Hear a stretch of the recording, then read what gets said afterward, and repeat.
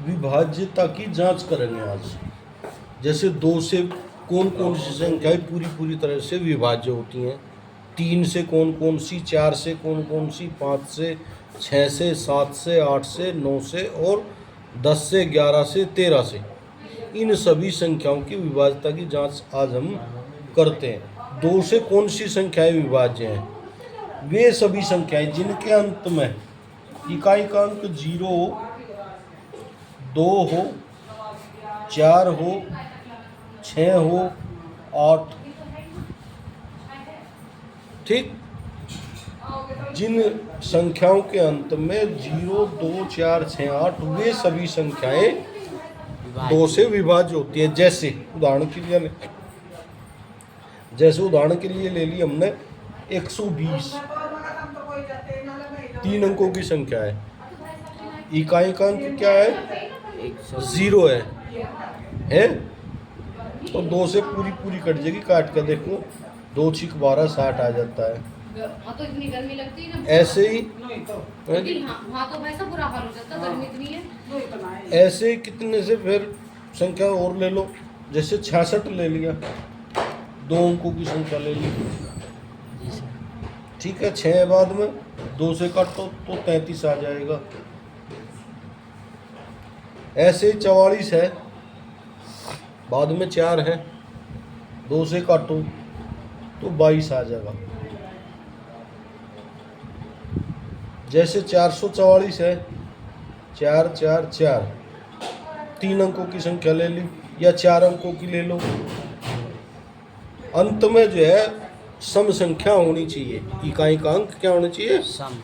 0, 2, 4, 6, 8 में से कोई सा एक हो तो वह पूरी कट जाएगी। 2 से काट लो, 2 दूनी 4, 2 दूनी 4, 2 दूनी 4, 2 दूनी 4। तो वे सभी संख्याएं जिनके अंत में 0, 2, 4, 6, 8, हाँ, वे सभी संख्याएं जो है किससे पूरी विभाज्य हैं? 2 से विभाज्य हैं। क्या ये क्लियर होगी बात? जी सर। तो वे सभी संख्याएं 2 अंक की हो या 3 अंक की, जिनके अंत में अर्थात जिनके इकाई का अंक क्या हो? 0, 2, 4, 6, 8 हो, वे सभी संख्याएं 2 से विभाज्य होती हैं। इनका एग्जाम्पल भी हमने दे दिया। संख्याएं भी मैं एक बार और लिख दूं, और जैसे 10 हो गए, 42, 44, 66, 128, तो वे सभी संख्याएं जिनके अंत में 0, 2, 4, 6, 8 हो, वे सभी संख्याएं 2 से विभाज्य हैं। जैसे ये सारी 2 से पूरी विभाज्य हैं। अब थोड़ा सा चलेगा 3 से विभाज्य संख्याएं। 2 से विभाज्य सबकी समझ में आ गया जी। अब 3 से विभाज्य चलेंगे, 3 से क्रम से चलेंगे भाई। तो वे सभी संख्याएं जिनके अंत में सम संख्या हो, वे तो 2 से विभाज्य हो, और जिनके अंत में क्या हो भाई? 3 से विभाज्य कौन कौन सी संख्याएं हैं?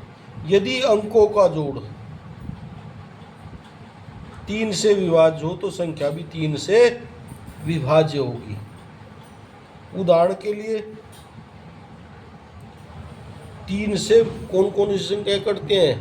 जिन संख्याओं का योग 3 से विभाज्य होगा, वे सभी संख्याएं 3 से कट जाएंगी। उदाहरण के लिए जैसे हमने ले लिया 21, इनके अंकों का जोड़ कितना होगा? 2 + 1 कितना होगा? 3। ये 3 से कट रही तो संख्या 21 भी 3 से पूरी कट जाएगी। इसके बाद हमने ले लिया 54, 5 और 4 9, 5 + 4 कितना होगा? 9। 9 कितने से? 3 से पूरा कट जाएगा। अर्थात यदि अंकों का योग 3 से कटता है तो संख्या भी पूरी 3 से विभाज्य होगी। ये भी मेरे हिसाब से समझ में आ गया होगा। 2 अंकों की और ले लो, जैसे 93 में 93 ले लिया हमने, तो अंकों का जोड़ करेंगे तो कितना आ जाएगा? 9 और 3 12। 12 भी 3 से विभाज्य है, तो 93 भी 3 से विभाज्य होगी। और ले लो 3 अंकों की, जैसे 351 ले लिया हमने, 351, जोड़ो 3 और 5 8 रेख 9, तो ये संख्या भी 3 से पूरी पूरी विभाज्य होगी। अर्थात हम संख्याओं का योग करके ज्ञात करेंगे। यहाँ सम विषम से कोई फर्क नहीं पड़ता। जैसे यहाँ चम्मन में सम भी आ गया, ये 2 से भी कट जाएगी और 3 से भी कट जाएगी। 2 से काटेंगे तो कितना आ जाएगा 27, 27 दूनी चम्मन हो, और 3 से काटेंगे तो कितना होगा 3 एकम 3, 2 बच गए, 3 अठे 24, 18।